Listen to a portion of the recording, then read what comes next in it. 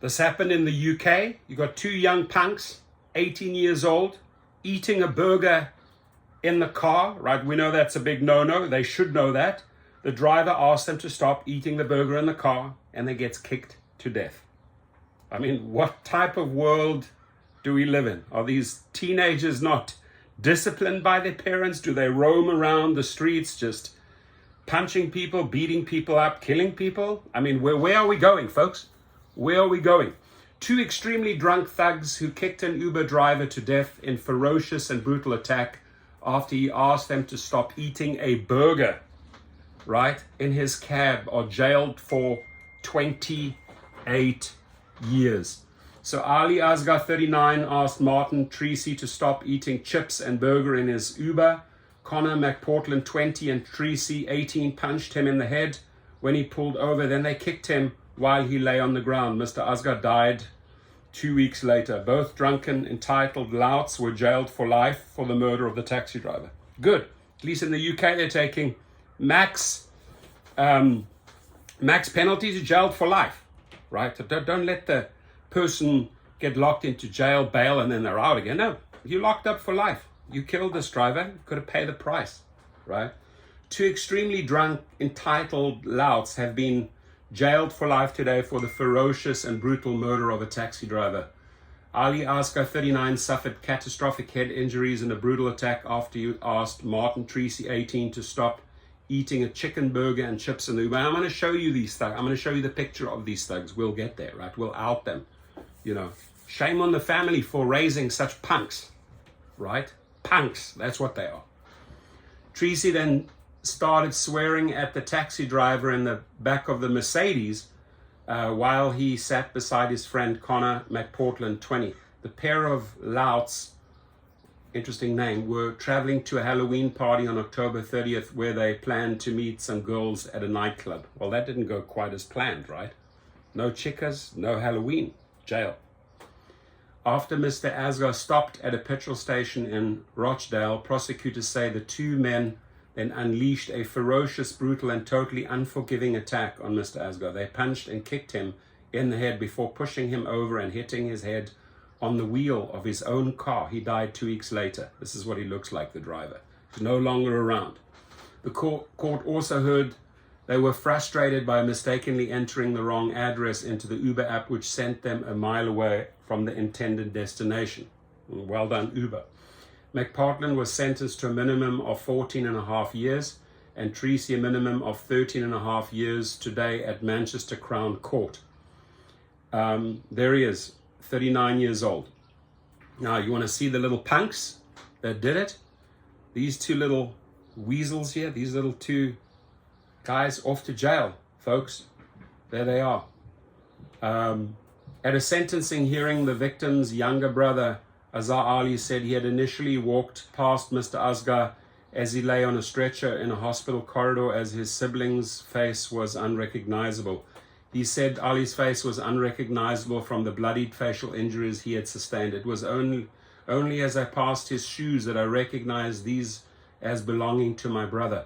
Mr. Ali told the court his brother, an economics graduate, had left his native Pakistan to settle in the UK in 2009, where he started delivering leaflets, working in a McDonald's restaurant, and qualified to work in security.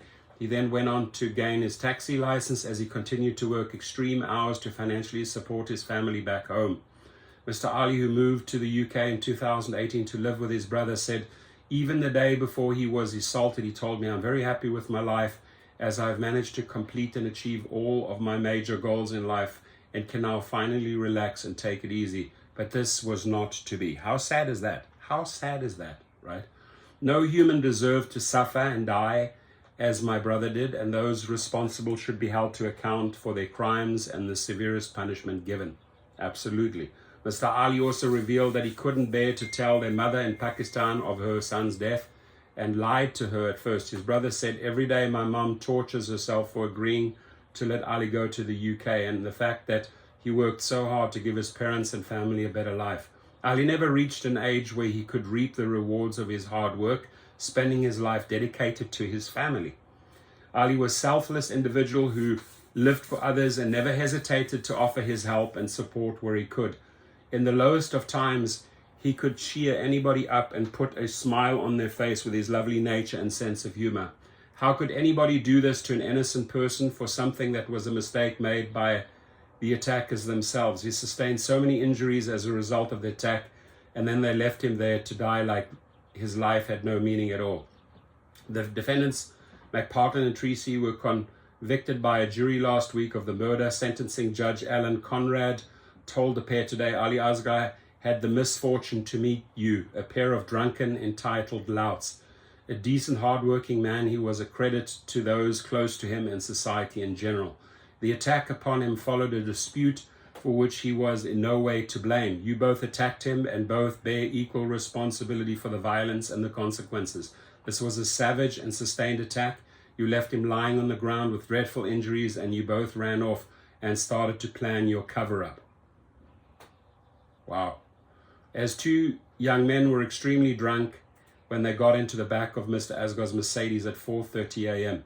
The pair had wanted to be taken to Coco Lounge nightclub, which was in the center of Rochdale, but the car stopped opposite a Shell garage on Queensway near Coco's, a dessert and grill, which they mistakenly entered on the Uber app because they were so drunk. But they were so drunk that they entered. Oh, check out all these crazy pictures here. That's the UK tablets for you. That's the Daily Mail, right? So when they stumbled and fell over, they pounced on him, kicking him repeatedly to his head and body as he lay defenseless on the floor. The defendant, McPartlin, is said to have attempted a martial arts move, a spin kick, but when a multi-tool fell out of his pocket, he picked it up and shouted at Mr. Asghar, "I'm going to stab you." Wow. When Mr. McPartlin then turned his attention to Mr. Asghar's car, his victim managed to get to his feet and tried to stop his taxi from being taken. But the attack continued. The Uber driver was heard to scream, and one of the defendants was heard to say, "Come on, run, run, run," before they were seen jogging away down Queens Way. Tracy, who admitted manslaughter but denied murder of gas with clothes, Oldham, will be locked up for a minimum of 13 years and 6 months. Judge Conrad said he accepted what they had not intended to kill Mr. Asghar and that the attack was not premeditated. He also took their age into account when passing the sentence. He also praised another taxi driver who tried to intervene and gave him a £500 reward for his public-spirited actions. Right, the guy tried to save him. These two men are clearly violent individuals, and I'm relieved that they are now off our streets. Sad. Very, very sad. Look at the thugs again one more time. Parents of these thugs should be ashamed of yourselves, what your kids did. Right? Never forget what your children did. Off to jail they go. Goodbye. Good riddance. And your comments, please.